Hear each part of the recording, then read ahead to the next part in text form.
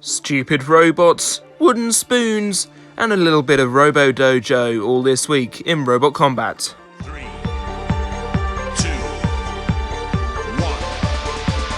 activate. Hello and welcome to This Week in Robot Combat. We're back after a week off. You don't need to know why we had a week off, let's just move on and crack on with today's news.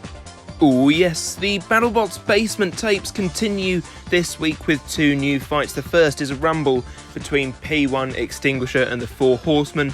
A very entertaining and very messy fight. So enjoyable, make sure you go and check that one out. It is such a good, fun fight. The second is a fight we've been waiting to see for absolutely ages. They made reference to it in the main series, but it is P1 versus Sidewinder.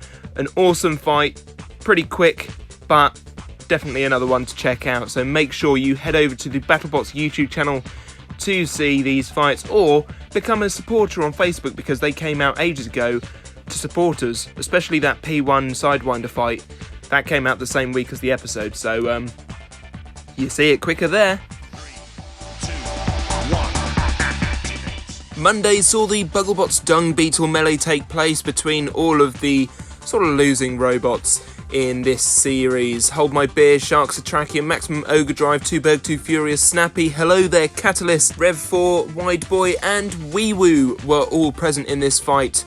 It was a really awesome one and it was very close in the end, but Snappy took the wooden spoon, went home victorious-ish with that lovely cooking implement, so well done to your boy Snappy. And I would also like to say well done to the robots that placed highly in the main series of Bugglebots. K2 came first, Thunderchild second, and Daedalus came third. Very well done to these three machines, especially Daedalus for going so far into the competition after having to go all the way round several redemption fights. Well done all.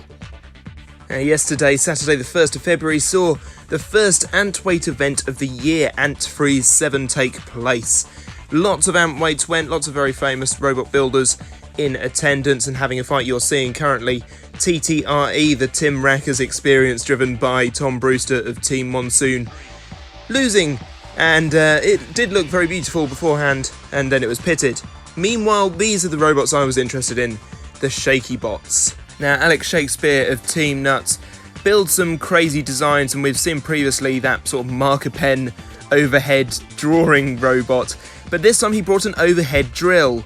Benjamin Hassan's robot Mimus took on Ghostwriter, the sort of Sharpie robot, took out the pen and ended up with ink all over it. Meanwhile, the poor Nightwish took a drill to the battery, and that is the most effective thing I've ever seen done.